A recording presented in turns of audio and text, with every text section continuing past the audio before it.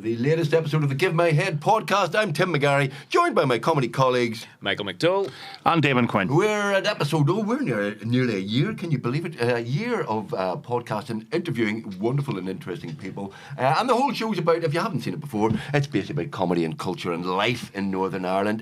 We have one quick plug to do, a couple of plugs actually. Give My Head Piece Live is on tour next year. Get your tickets now. We're in the Grand Opera House. We're all over the place in Northern Ireland. Give My Head Piece Live. We have a Give My Head Piece Christmas episode coming out at Christmas, brand new episode, which we haven't written yet. And most importantly of all, this podcast is almost a year old and we're going live for the first time ever. We're going to be in the Mandela Hall on Sunday the 12th of October. Sunday the 12th of October, live in the Mandela Hall. The three of us, a few guests, some guests from Give My Head Piece. We'll be reading episodes of Give My Head Piece. We have a couple of surprise guests. We'll be a bit of stand-up, a bit of crack, a bit of Q&A. So get your tickets now. We're on Glister. Is that right, Dan? Get your tickets on Glister. Yep. Link below and all of that there.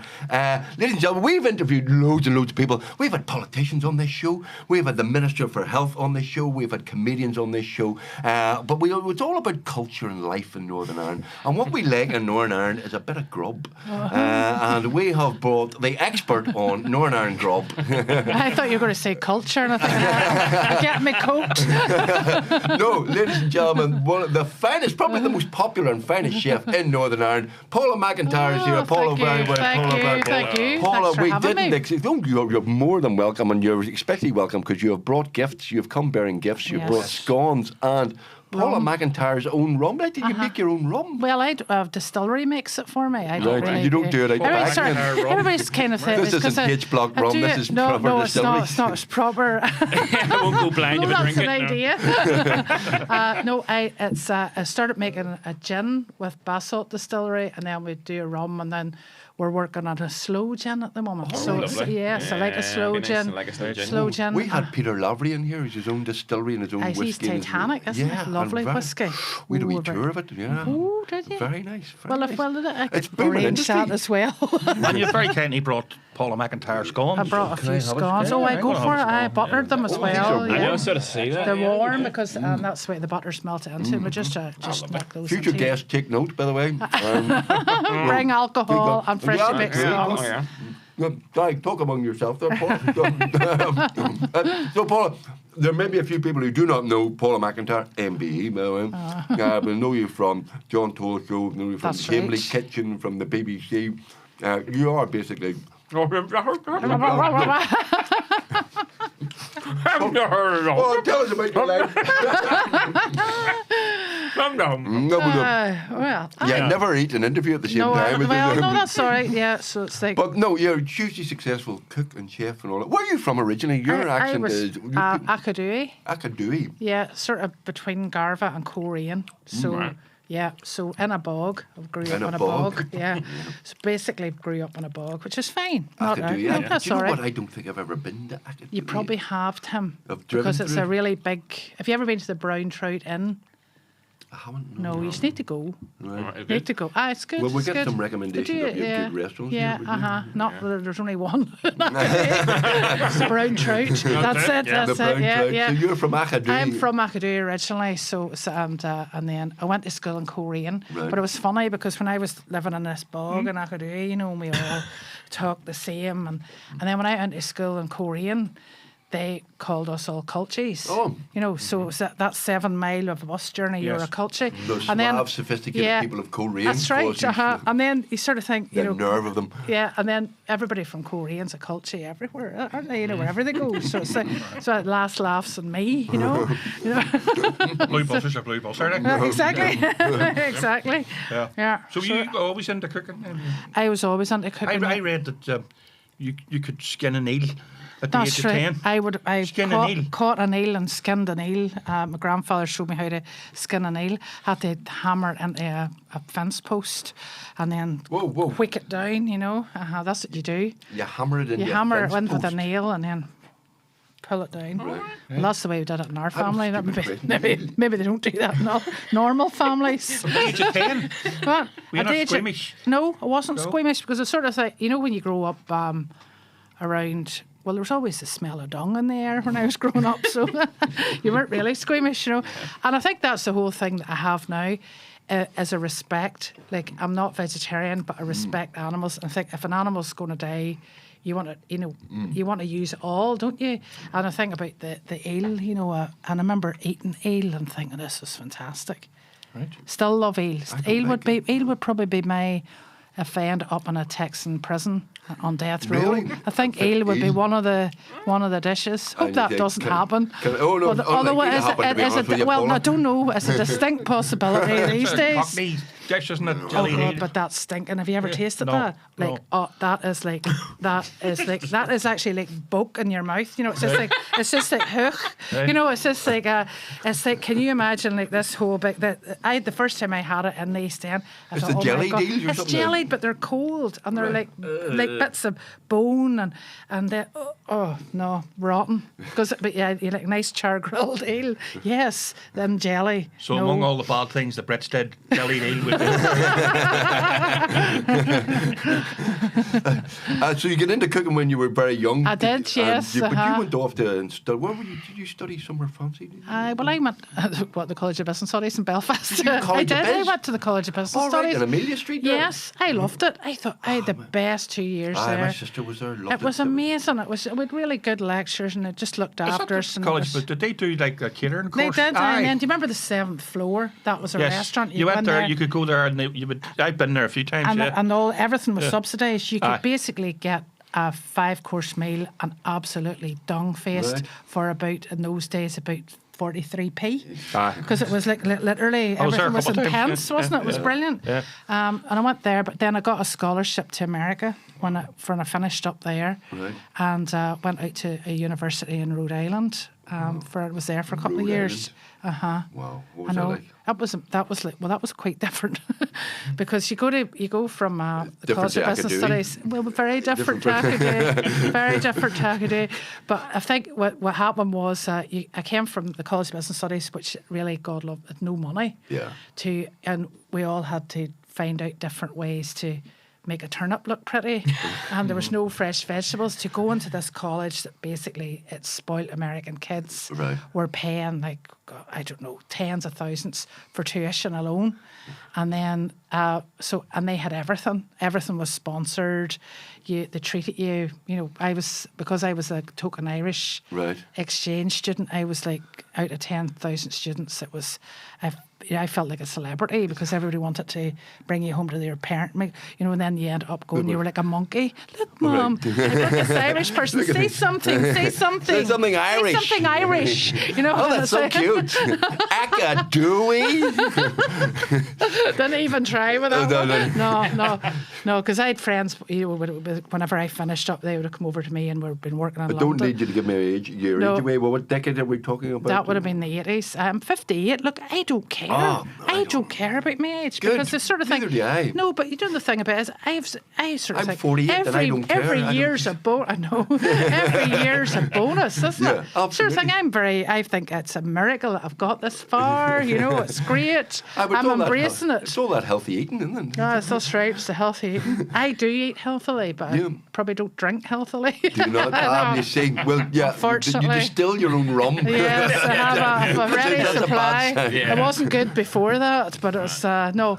But I have to, you do a lot of research and development when you're doing alcohol. You have to. It's my Yes. excuse. Tasting is important, You have important to part of the taste process. it. Yes, it is a very important part. Yeah. So did you were in Rhode Island, you go from the college, you go to Rhode Island, you had 2 great years. Did you enjoy it? Was it the best time ever? It was absolutely amazing. Meet lots of people. Did you lifelong learn lots? friends. Learnt lots. Back then, that would have been when Americans were sort of half sane, wasn't it? They were half. Do you know something? I think the thing was whenever I went to America, they were half sane, but they weren't completely. And there was that whole big. Americans are very open. I loved that. Yeah. I just loved that because I probably came from a Presbyterian kind of uptight background. and that wasn't really me. And then I found this inner, wow, because I've always been a wee bit mad, and it must be a throwback to something. But anyway, and I found my tribe. I found these nut jobs. I thought, this is brilliant. These people are nuts. And I just loved it. And you could, you did in, you sit in, it was just brilliant, And then I carried it home with me. Like actor, I mean, that's why I think all the Americans are there's really good actors coming out of America, because every one of them is like an actor. Everyone they are actually. They're acting being American. They're a parody of themselves, certainly. You always hear them, like if you're if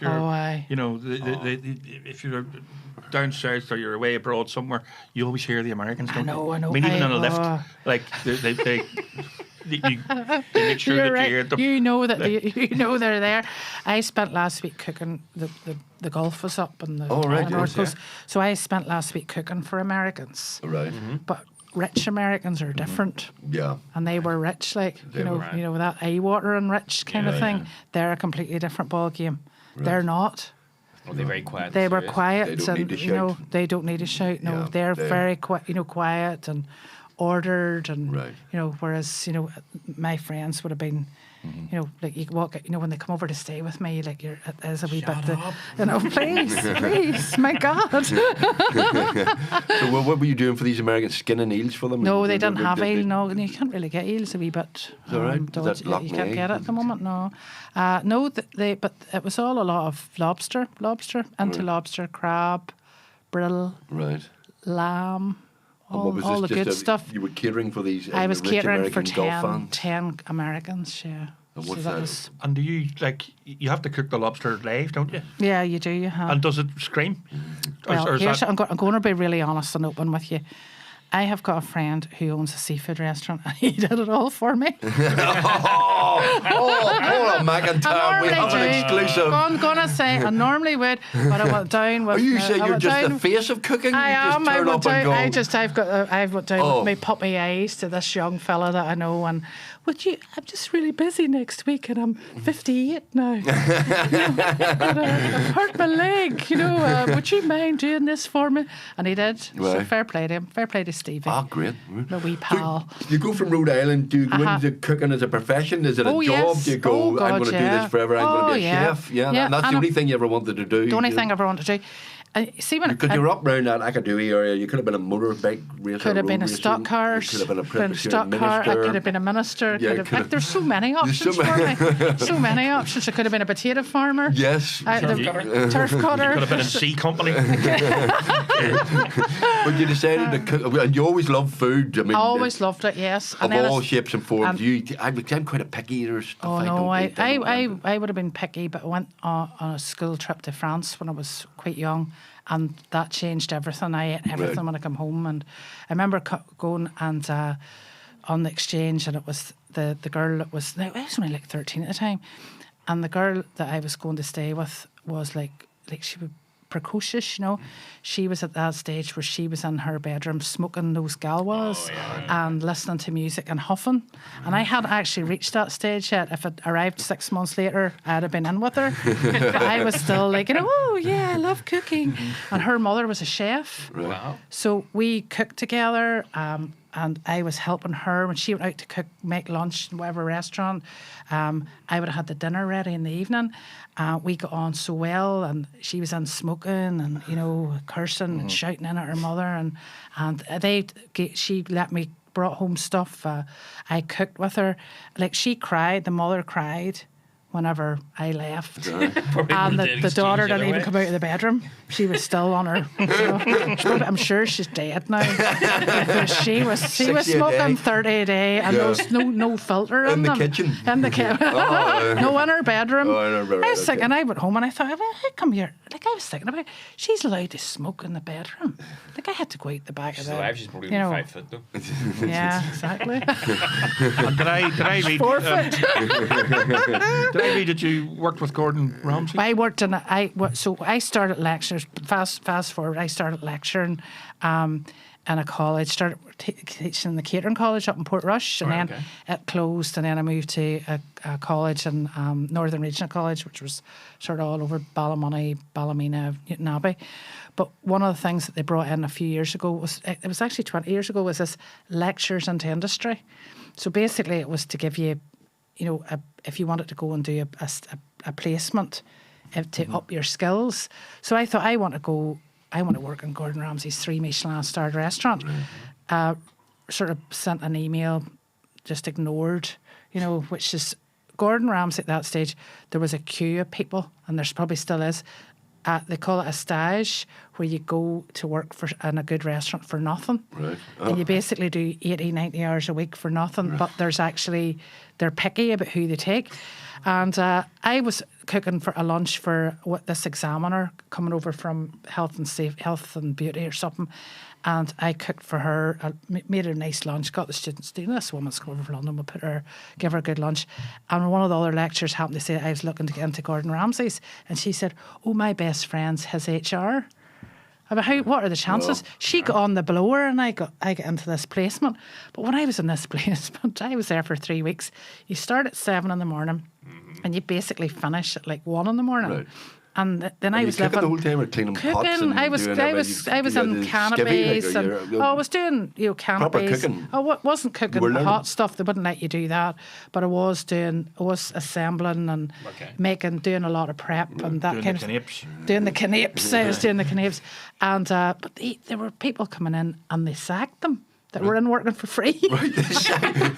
And I'm thinking, oh my God, I have to go back to Northern Ireland and do a presentation in front of the Department of Education. So I've never worked as hard in my life, because I think I'd go back and say, well, actually I get sacked after 3 days. Because one fella came in and he, you know what he said? All he said was, what time's Gordon come in at? The sous chef says, right there. Sack. Seriously? Right there. That was it. Go get your... What time's he coming in at? Because a lot of people just wanted to be there to meet Gordon and do a couple... Well, it wasn't selfies then, but, autographs. Autograph. Could I have your Did you autograph? get to meet him or no? No, he was never there. No, No, but why would he be? You know, when you can get, when you're at that level, you don't really, But, well, there's a bit of sexism in that industry as well. Women were cooks and men were chefs. Or was that? Did you encounter any of that? Or was that kind of? Not really. No. To be honest with you, no. It's not a male-dominated industry. It is male-dominated, but to be honest with you, I think I didn't really. I know everybody says, "Oh, it was awful." I experienced this. There was a lot of banter, and and kitchen banter is rough, and you have 2 ways of going. You can either bail out, or you can just join in and just let it go. And some of the things that have happened to me, I probably could go to a solicitor now and do some historic cases, but it was just. I think I wasn't going to go in and play the wee weak woman. I wanted to learn, and I wanted to just get my work done. And I think if you go in and work, it doesn't matter what you do. It's like, you have to pull your weight. And if you're going to do, that's it. And I think I didn't really. To be honest with you, I've maybe noticed it more out of it. And it's not just from me. A lot of people dismiss you because you're a woman. Yeah. And I don't mean people in kitchens, because in kitchens there's nowhere to hide. Yeah. Your skill is your skill, that's it. But out of it, I've seen men getting on a lot more that can't cook at all, but have got big gobs. Right. Do you know what I mean? Yeah. And I say, I'm brilliant, but actually... Pretentious chefs and ones I'm not even pretentious, just not very fucking useless. Useless, but, have a... job for responsibility. Well, look, there's good news for you. There's a couple of vacancies in MasterChef if you're interested. Oh my God, could you imagine? No. Oh, I actually don't like criticising. So that would never. I don't like criticising people.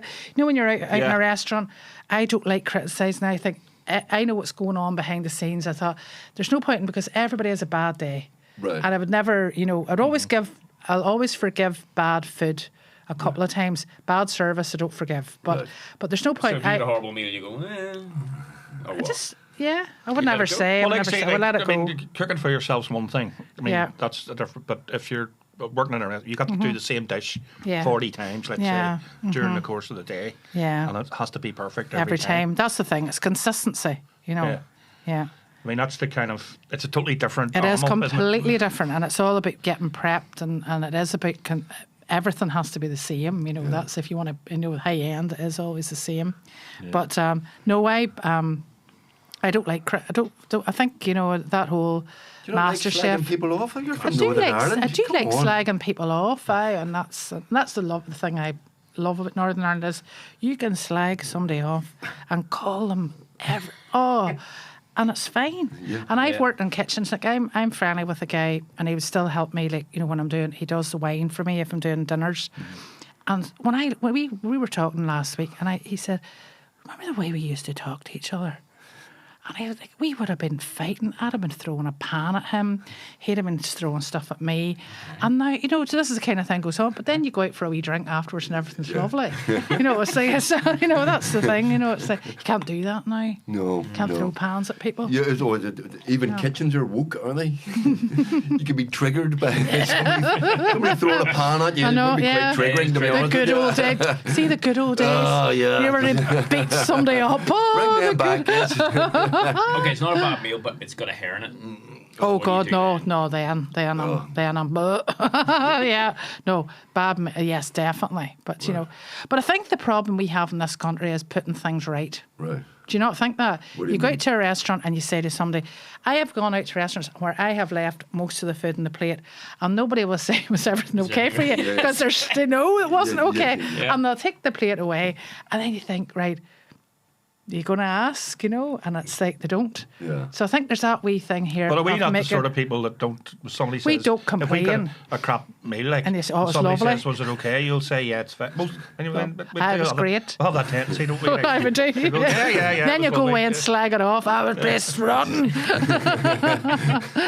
Yeah, I think we need to be more like Americans. Like I have friends, you know, Americans, they will, when they go out for a meal and it's not, excuse me, I can't eat that. I can't, you know, and that's probably the way we should be. You know, so? I do think there's maybe a happy medium in between. Yeah. But last time I was in America, it was a long time ago. Don't think I'll get back now because of my phone. It depends with the length of the hair too, Michael. Yeah, definitely. A shorter hair, I'll definitely be saying take that away. Colour management. Or curliness. No, sorry. That's what I mean. I didn't mean That's to go what there. I mean. But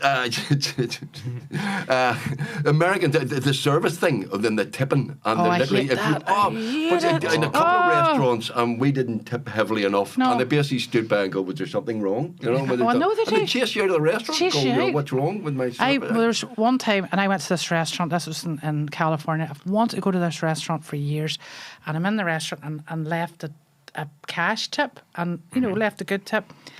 Went up to pay, and the guy the manager took the tip and put it into the tip jar and said, oh, thanks very much. And then I paid on card. And the waiter's like, was there some kind of problem with my service? And I'm like, no.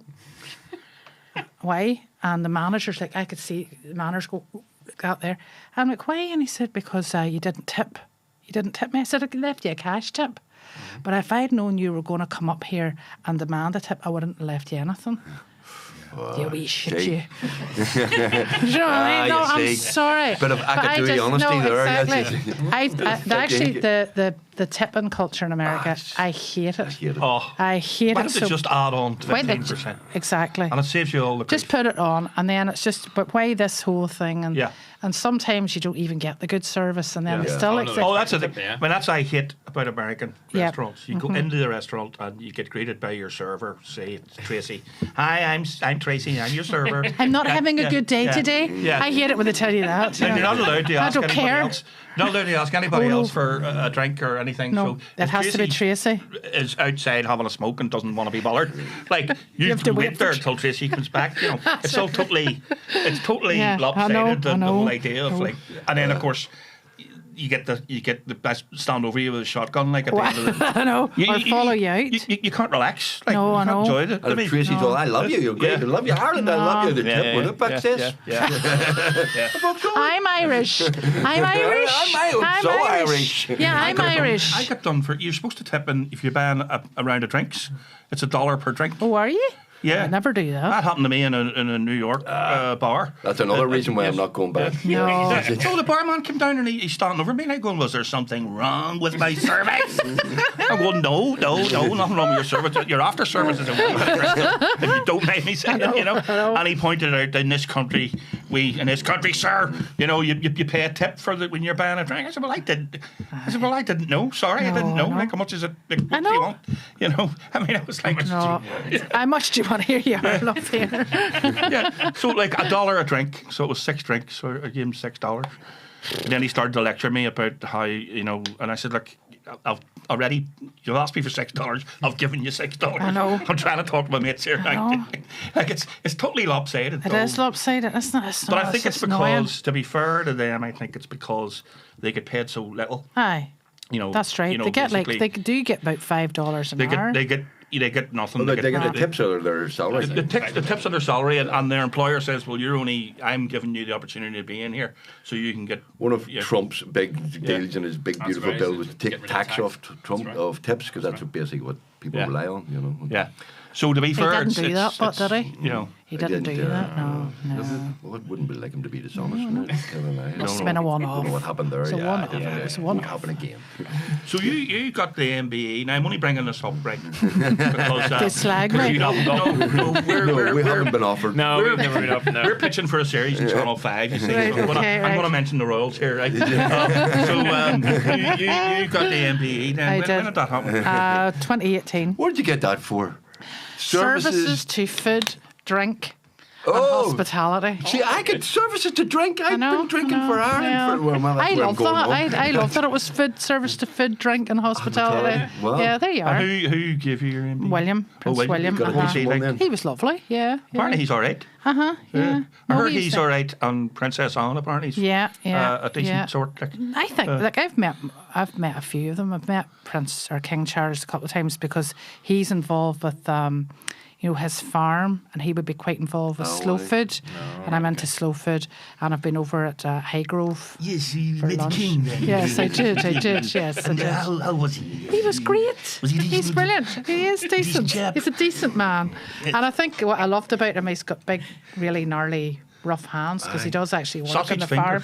Yeah, but it's rough. His hands are rough. Oh, he actually Quite does like do that. Quite like that. He does manual labour. He doesn't does, yeah. Look at those hands. Those aren't the hands. No, those are soft. Those are hard. Those are solicitors' hands, Pat. Those are creators' hands. A creator, a writer, philosopher. My late dad Don't ask me to cook a had meal the or bang a nail. softest hands in the world. Who? He's a headmaster. My late dad. Oh, is that? He never did he just never did anything manual or very little. He had lovely soft hands.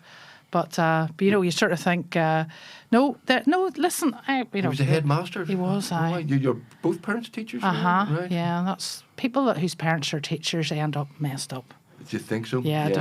My parents were teachers. Yeah, you do, there you but go. there is. Raise But up you some don't think, orders, Michael? isn't it? I've met people and their parents are teachers, and I sort of look at them. I think, it all makes sense. I think See, when I it's, was a lawyer, they were the worst clients you could possibly Teachers. have as a teacher. I think basically most.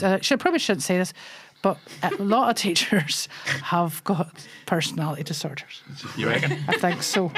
I'm just speaking from experience. No, Comes with the job. that isn't fair. But they are particular. They're very fussy. Yeah. Because they're used to being in the classroom with everybody They're hanging on to every institutionalised. word. They That's it. went from And they're school, in they went to control. university, That's then it. they They're go in into control. school. They're in control. Yeah, and their lives are ordered by bails and things. I think they're a lot better though, because back in our day, like you got things thrown at you, like Aye. pans thrown at you. And the strap and Dusters. stuff. It was Duster. the duster, the wooden duster. That is no harm. No, well, I think I took there's. my mates out. I know. Apart from that, We you know. had a teacher used to be, and she had a really good sling. Like she'd have got you and nutted you, Sling? And then, but you see, you go home and you'd have, like a scar and a big bump and blood. That's right. And I'd have been putting my hair down like that to hide it from my mother and father.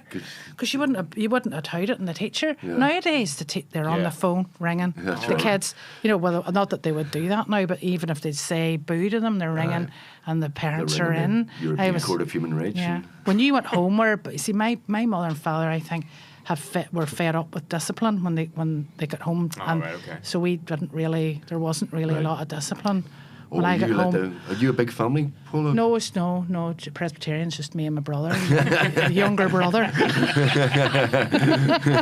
the strange thing as well is the fact you don't realise that nobody else has like 2 months off. Well, Like we used to like 2 months. You know, you're 2 months off. Your parents were always with you. That's right. Aye. No, there was that, and it was, and I think my father would have been quite a disciplinarian at school, and then he was pretty soft at home. Couldn't you know? Yeah.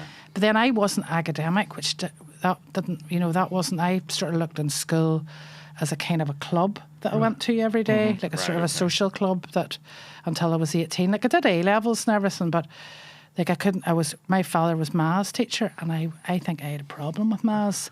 Like I was so bad. Like my maths teacher at one stage, Paula, said to me, Paula, I think you might want to be thinking about marrying well.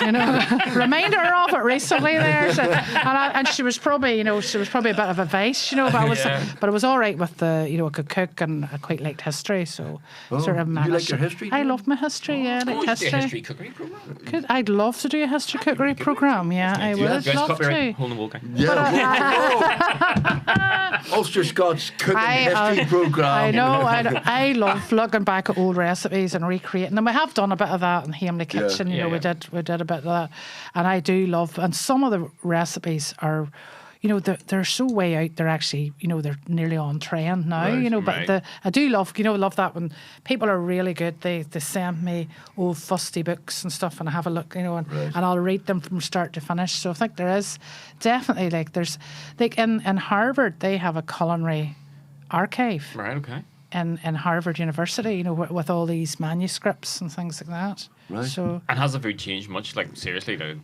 what people eat? There's surely more ingredients now. I think more ingredient driven, and actually seasonality comes into play. You go into restaurants and they've got this laminated menu that's on all year round, and it's got parsnips on in July and strawberries on. But I think now my favourite kind of menu is when you go in, that's on one page and it's just whatever the chef has created, and a box of stuff has arrived through the door. There's lots and lots of growers now that they'll dictate to you what at the moment, like courgettes are great, tomatoes are great, you've got lovely beans, and you can do things with that. And we're really lucky in this country with the amount of food that we have, and it's nearly all year round now.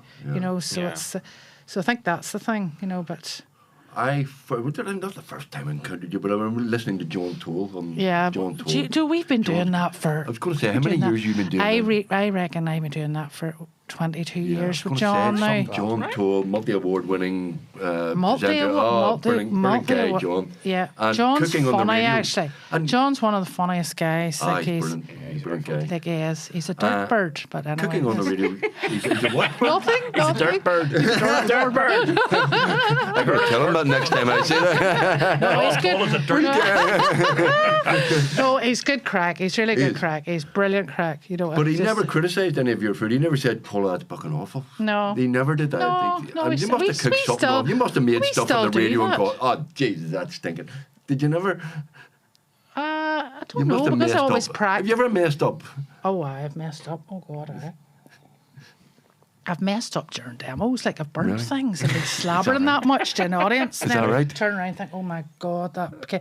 And then the first time I did it, I thought, oh God, what am I going to do here? And then I just brought it out and it was kind of smoking. And I'm like, you don't really want to do this. And I thought, just make a laugh of it. Because I always have one that I've made earlier that they can eat. Right. So, I think the thing about most things in life, if you mess up, come clean. Yeah. Make a bit of a laugh about it. Obviously, if it was live TV, it would have been. Well, live TV. But how did you get into the broadcasting stuff? I mean, were you working in a restaurant? Did you have your own place? I was working. I had my own place in Manchester, and I was home for a weekend. Yeah, and I happened to bump into a friend of mine worked in the BBC, and then we were out. And there was a producer, Radio Ulster producer, out in the company. And we were chatting about food and crack, and she said, "Oh, you'd work really well on radio." And I'm like, "Ways up, love," because this would have been like 1997, and even then, if you listen back to Radio Ulster, then it is very much, receive people I talk. don't realise actually how much it has changed. Yeah, but they at that stage, I think Radio Ulster. Radio Ulster, and people like there were people that were very even. They were quite posh, and it still was like that. So I said, look, wait up, you'd get sacked.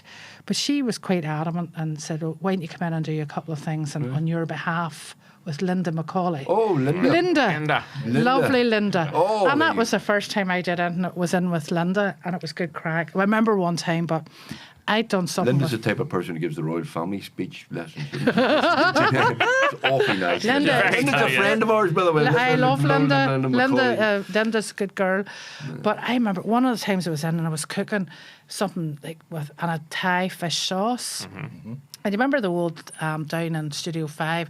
It was all Hessian lined walls. Yes, right, yeah. Linda, for some reason, decided to take the lid off it and shake it and let it go. I don't know what she was thinking of, but like fish sauce everywhere. Oh. All trapped into those wee perforated holes. Like fish sauce, even when you lift the lid off, it's bad. We imagine squirting that all over the place. And like after, like people would come and go, what? So it was like, no, I think it was the deep cleaners were brought in. I think they had to take it off. Seriously? All the sauce had in behind, whatever was in there, But that was. You were getting the blame of it as well. I get the blame. I always get the blame. Yeah. Yeah. But on radio, you have to have a personality, which obviously you have to describe the food and describe what you're doing and all of that. Exactly. And make it interesting. I think that's and I was lucky, at the beginning because it was, the other thing about radio, if you talk normally, you just sound as flat as a pancake. Yeah. You have to kind of widow twanky it up a bit, don't you? So you have to be like, ooh. So I still love radio. Yeah. I think radio, like the TV is great and all, but radio to me is you just have to work harder, don't you? Yeah. It's you have to describe more, and it's people when they're listening to the radio. People say, "Oh, I saw you on the radio." Yeah, that's right. They see it. Yeah. In their eye, whereas you can have TV on the background, you're not really taking it in. But with the radio, you listen and you envisage things. Like I listen to like TV or radio dramas, and you see the people, don't you? And it's just completely. Yeah, we love radio. We still do perforated ulcer, the sketch. Yeah, that's show right. And all but then people always say to me, "Oh, cooking on the radio," but it's the same as comedy on the radio. It's just because when you do that show again, when you're talking about especially you can see the people and it's but we can also have the dialects and go to the White House and go to space or whatever. Exactly, and you can't really do that on TV without the props and stuff like that. Of course, TV pays better. Yes. But you enjoy the radio, and you've been with John. It'll be 22 years, I think, this year. Wow. Yeah. Wow. That's great because, it's funny because, I still love that. And I think the thing, when you're fed up doing something, I think it does show, doesn't it? Yeah. Doesn't it? When you just think, oh, God, I'm doing this for... I think you need to keep... once you stop getting the flutters about something, let it go. But cookery's always changing, so it must be absolutely, that must be great Michael. That's one of those things that ingredients change. I'm really lucky that I have a lot of young people in food in my life. Mm-hmm. That are, really good cooks, really good chefs that I'm friendly with. And I think it's really important, to keep in touch. Have young friends. I think is another thing. Like I'm 58, but I'd be friendly with a couple of people in their early 30s, and really there's not that. You've got that thing in common, but Well, it's interesting, funny, it's exactly the same thing in comedy now. It's completely changed from, we have a certain age, we're the veterans, and now there's a lot of young people. Keeping in touch with them and what they're up to is very important, But they'll be looking up to you see. Oh, you'd think that, wouldn't you? Be nice if they Maybe did. in my age, I think those kids look up to me. All the younger chefs are looking up to you, Paula, aren't they're they? probably going, there's that old farting again, talking about the good old days. Yeah, exactly. Somebody called me because I had said how, to me there are classics like a nice pepper sauce. Yeah. And I had an incident recently with a chef, and he'd made the pepper sauce just basically boiled cream and there's no stock in it. And I'm like, and he's like, but your problem, you're old school. No. Said, no, That he needed a frying pan. Oh, Paula. that's boiled cream. But I took it as a compliment because I thought, well, old school to me with cooking is you make an effort. Yeah. And, you make your stock and it'll all come back. But, Yeah. but I do like keeping in touch with things. Have you met many celebrity chefs? Yeah, I have actually. I have. Are they all... I think the ones that I would know now that would people like Greg Wallace? Well, he's not a chef. Was he not a chef? No, he's a greengrocer. He's He's a greengrocer. Was he? Well, what was he talking about all the food for? He was criticising. I always questioned that. I could say that about right? him now. I never could stand him. Is that right? Oh, you knew he was a wrong one from the start. I knew he was a wrong one. Well, I think the thing about it is because the cooking world is a very small world, and for a few years there, I was over the food programme on Radio 4. They have a Food and Farm Awards, and I judged it for quite a few years. So you get to meet different people. Like I remember one night in Bristol, I went out with Ken Hom to a Chinese restaurant. Right. If you're ever going to go to a Chinese restaurant, go with Ken Hom. Because first of all, when he walked into the restaurant, they were practically genuflecting. Right. And then Ken told them what to cook. He just told them what to cook, and he was They just didn't hand him a menu. Ken Hom, I have to say, is one of the nicest men I've ever met. Right. And that dinner that night, Yotam Ottolenghi was there, who I love, and Angela Hartnett, who's a sort of an Italian chef. Angela's brilliant. I really admire Angela. Fantastic. So I am feeling really lucky that I've met some really, good, really nice chefs. Met a couple of, plonkers, but yeah. I met a plonker recently. I won't say who. Oh, come but on. complete. No, I can't. You see, right. but a real somebody who I really admired when I was younger. That turned out to be a... international plonker, and I Don't thought meet your heroes. Well, this case, no, That's all right. definitely And you never not. met Gordon Ramsay, which is kind of really No, I bizarre, even didn't. though you worked in this restaurant. That could have been the same. Jamie Oliver. Just nod if I say. Yeah, I think Jamie Oliver. Listen, if it hadn't been for Jamie Oliver, I don't think food would have taken off the way it had. Jamie made it accessible. Before that, food was kind of a wee bit dying. All of that bish bosh is a bit annoying, but at the time, Tim, men were buying cookbooks. Oh yeah. I think men were starting to cook, and it was cool. Yeah. So there's a lot to be thankful. On a scooter and all that. Yeah, but he was cool, wasn't he? He was cool. Yeah. Still is. I used to like Nigella Lawson, but not for the cooking. Yeah, everybody likes Nigella. Everybody likes Nigella. But she cooks and Nigella is universal because men like Nigella, right? Yeah. Obviously, but women like Nigella. Yeah. She's kind of universal. Right. Yeah. Delia Smith telling you how to boil an egg and but again, that needed to be done. Right. Listen, have you missed that I have met a few chefs that I literally couldn't boil an egg. There was a guy. Honestly, there's a guy made a mistake. It's another story. Guy across from me in Urban and he cuts my hair. Urban Fades, by the way, Antrim Road, very very good. And he cuts my hair. We're looking for sponsors. And he's mates with a lot of guys who are into football, like are kind of semi-professional, right? But he said I was down in Dublin there, and went in and said, "Do you want something?" The guy would come in and say, "I'm really hungry. Been training." And he went, "Yeah. Well, why don't you make yourself something?" Don't know how to. Couldn't make a scrambled egg. I know, but couldn't make scrambled egg. But seriously, there is.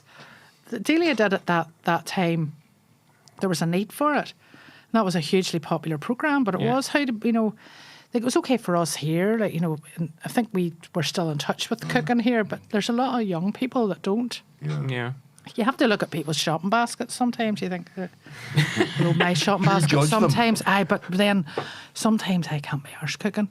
And I would go, and then maybe buying a wee ready meal curry. But what I always do is I always buy like a bag of lettuce and put it on top of it. Right.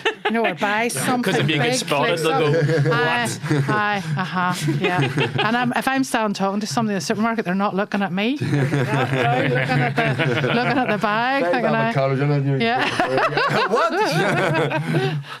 And what ready meal would it be? It would be butter chicken. Yeah, like a wee. I'm going to be a Marxies a test. A wee Marxies. I like a wee. Listen, everybody likes a wee Marxies. That's true. And another thing too, a lot of the time when I'm cooking, I can't be bothered cooking, so it will be. My go-to is baked potato, beans, cheese, good splurt of HP sauce. Go for it. Job done. Yeah. Do you like a lamb chop? Oh, I love a lamb chop. Or lamb chops. You can't get lamb chops. Ah, you can. Oh, you can. I mean, you can get them in a boucher, but most restaurants don't. No, they don't do lamb. You are right. You see? You are right. Sort this out, Northern. And you see that nice bit, wanna- Tim, where you get that nice, and they render the fat down. It's lovely and crispy and crispy on the outside. Nice wee bit rested and pink. Are you vegetarian? Yeah. Wee nice wee nut cutlet. Nice wee pan fried tofu.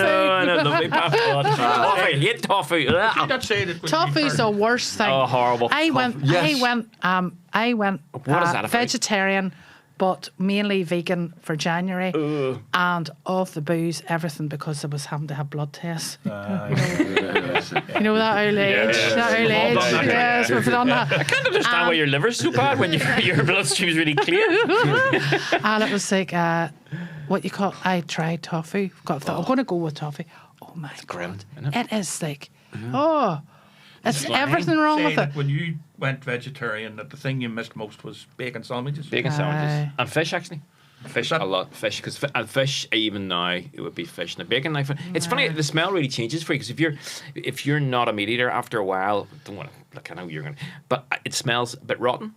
Actually, meat smells a bit rotten. Yeah, a bit off. I can imagine. Smells a bit I off. do vegetarian 3 days a week. Yeah. Where I don't eat meat. And it's a surprising the wee tricks you can find to get things. I buy this smoke powder. Oh. And that's quite nice. A wee pinch of that in with, like with some black beans and beetroot, and it does taste like a, chili kind of. My partner is a pescatarian. Aye. Well, yeah. She only Yeah, eats Yeah, well, I like Protestant fish. Yeah, Protestant fish. She's she only eats Protestant fish. She just takes them out, their eyes and stuff. How does she tell? Yeah, Is it the eyes or the back of the head? Is it the fish, the back of the head? The Protestants ones have black, flat back heads. I'm not a huge fan of seafood, but I end up eating I quite like. I like fish is the one thing I really miss miss. that? I would miss. Yeah. He used to be a bit of a food fascist, because we know three of us would There was nothing to eat at that time. There was nothing in the and he couldn't restaurants. take him here, and he go, no, I don't like this, I don't like that. Aye. Well, and he ended But up- it's only in But the it's got past better. 5 It's got better. years. It's got so much Because better. it was horrific at times. was. I have a few friends that are vegetarians, and they always got undercooked aubergines, and then they'd take them away. I remember one night saying, "You can't, that's ridiculous," and taking it away, and coming in, and the chef, you could see him, it was open kitchen, humpy face, sticking it under the grill. I'm like, that's not going to do much. It's just going to be black on the outside and crunchy in the middle. And there was this period we had this for about 15 years ago, where they would you would go into a restaurant and they'd have the vegetarian thing would be goat's cheese. Goat's cheese, And it yeah, was just a lump and beetroot. Goat's cheese. You're not going to eat that. Aye, that, and it had the rind on it. Yeah. When I was a lefty student, I was in the Third World Society, and I got these English guys come over to visit us in my home. Yeah, My mother, God rest her, lovely, lovely woman, had to tell my mother that two of these people were vegetarian. Yes. I'm sure did not compute. She did not compute. My mother was lamb, and Would they take a wee ham sandwich? No, with a ham salad. a bunch of with a bit of ham on it. She went, we can't eat that. What do you mean can't eat the ham? I had a wee older friend in Lisburn, and there was a couple of us going in for dinner, and she said, she's vegetarian. Would she take a wee ham sandwich? No, don't think that. I think dead pig is still, Yeah. There's lots of very good restaurants now today. I had a big Absolutely. birthday last year, and I got a voucher for a very, very nice restaurant. Am I allowed to talk about Muddler's Club? Yes, love Muddler's Club. You approve of Muddler's Club? I like Muddler. I got a very Lovely. nice voucher for Muddler's Club for quite a substantial amount of money, which covered fuck all squared. We are looking for One sponsorship. course. No, but it was. I have to say it was lovely, but it can go a bit over the top and stuff. The sommeliers come down and tell you that this wine is pressed on the southern facing. They do nice slopes of the cocktails on there, Basque. Tim. No, There are cocktails. I had just spent the voucher on cocktails. Some olives. But I mean, it was lovely. It was That an is experience. beautiful, And yeah. there are a lot of restaurants around the corner. Here's Noble. When I only mentioned Noble because my godson is the sommelier. But a lovely, lovely spot, Noble. And there's Noble's a lot beautiful. of good high quality stuff, but also middle But rank. I think that's the thing now, that there you have the high end, and then there's that next level now. Has got really, really good. You can eat out really quite reasonably, and where you get nice food, and I think we are lucky in Northern Ireland. A lot of people a lot of people actually come to Northern Ireland for food now, because you've got, the seafood's great, the meat's great, restaurants are good when I do. I was in Rome. I can't cook at all. The Italians. The Italians, what? See, What? see, I don't, What would I, they know? What would they know? Oh, no, I don't really. See Rome. It's very hard. Rome is a particular food. I like going to Italy and going up into the mountains, and you get the food's brilliant. But Rome, it's always It's a big overpriced. city, and it's a bit, it's touristy, it's not. and it's all bowls of pasta. It's all right. It's all right. all right. Just Rome is a nice city, isn't it? Yeah. Whereas Northern Ireland has quite a good reputation. It does, definitely. I mean, people, we've got like a couple of Michelin-starred restaurants. We've got really good, lots of other different. And young ones coming through. Young ones coming through. I hate that. I know. The young ones. No, Young ones coming they're on. just Spoiling it for everybody. Yeah, ruining it for all. That's listen. Joking aside, you need the young people to come back here. Yeah, I want them to stay here. Go away, but come back and open restaurants. Yes. And Belfast used to be one of the cheapest places to eat out in, but it's not anymore. Not anymore, no. Because now, when you go, like somebody said, take plenty of money with you if you're going to Copenhagen. It's the same as having a drink in Korean now. Isn't it? It's not really. You enjoy anything in Wimbledon a couple of weeks back. Yes. But actually, everyone. Actually, it's no dearer than. It's being not in any London. dear. Sure, it's not. No, It's not. And Wimbledon's lovely because it's like a villagey It's feel, class. and yet you're just. I was love really Wimbledon. relaxed. Have you been a few times? I've been a few times because I have brilliant. a friend there, and when I was doing my placement in Gordon Ramsay's, I stayed with him for 3 weeks. God love him, but sure, I didn't see him. I think I was in the house for about 2 hours. By the time I got a friggin' public transport home, the night bus home to Wimbledon from Chelsea, that was like a 2-hour epic journey every night, and then up every morning. So it was, and after the 3 weeks, it was just I think I died. When you go into a bit of a coma for about 4 days, that you don't know about. How does that? I mean, if you're working in a restaurant like that and you're doing these kind of ridiculous hours, I mean, how do you progress? Is that always the way it is? Yeah.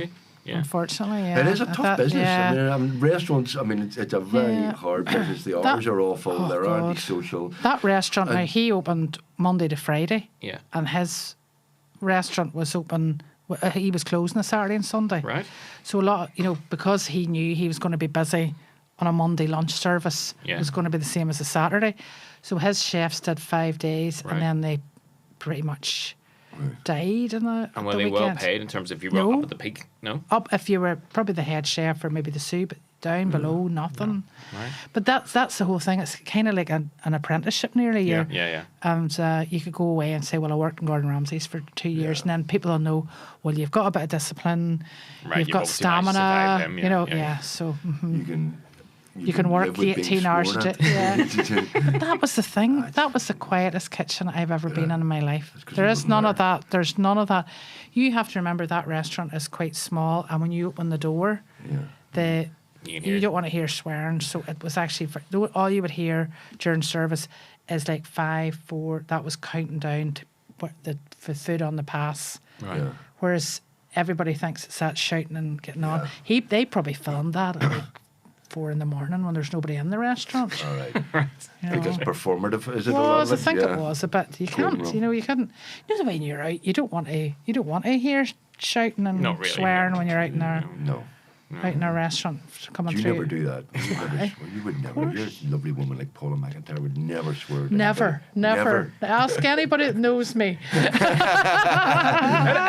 Good Presbyterian from Agadoo. You wouldn't dream of it. I had a friend who worked as a waitress in an Italian restaurant in Belfast, who the place were made nameless, but she said she was there for one night, and she said she got groped by one guy, and the second guy, she said she ended up pulling a knife. This is behind the scenes to get him off her. And then she ran out through the restaurant. Right. I said that was her one night. I said, what imagine being a guest in there, like watching that. Yeah. What's the food like? Food was terrible. Funny enough, Tim. I think I know where that is. We're looking for sponsorship, not to get sued. Okay, so we're not. I haven't named the restaurant. No. I think there is a bit of that. All right, okay. Well, but.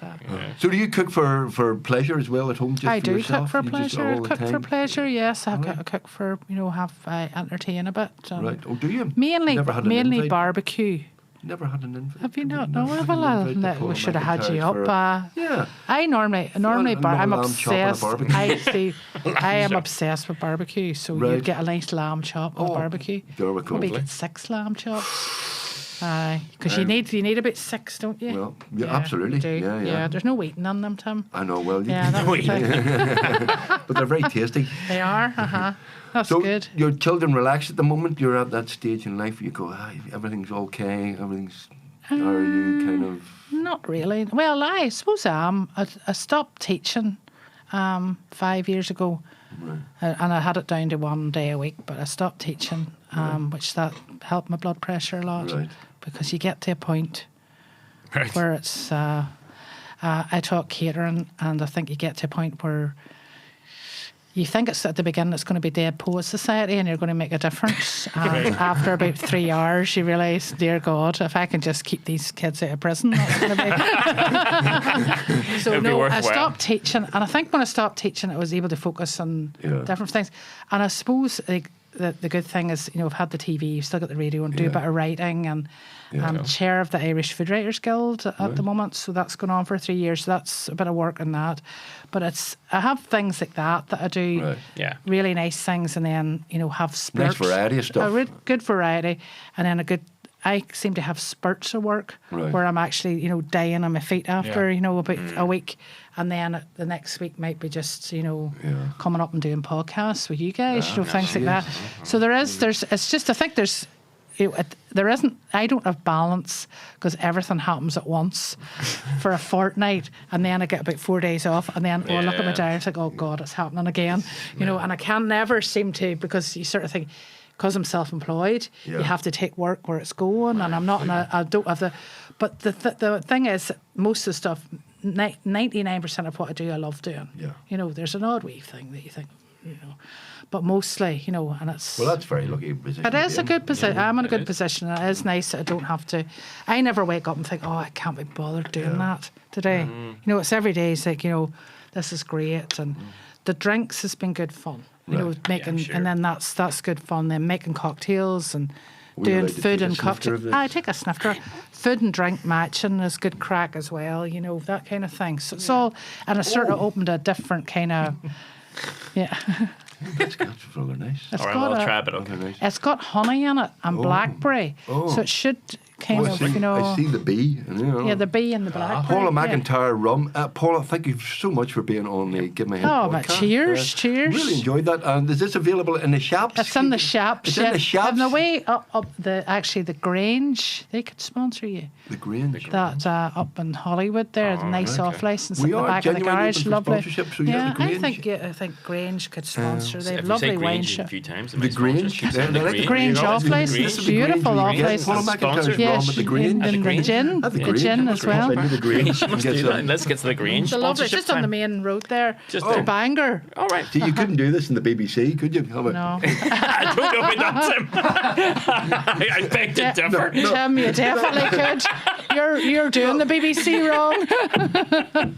Beg to differ there, Tim. Like, Ladies and gentlemen, thank you very, very much for listening to the latest episode of the podcast, Give Me a Head Pod. Thank you so much to Paula McIntyre. Thanks for having me. Thank you so much. If you haven't seen the show before, like and subscribe and all that sort of stuff. And don't forget, we are live at the Mandela Hall on Sunday the 12th of October. Get your tickets now. Should be great crack. Paula McIntyre, one more time. Thank you so much. Thanks a million for having me. Thank you.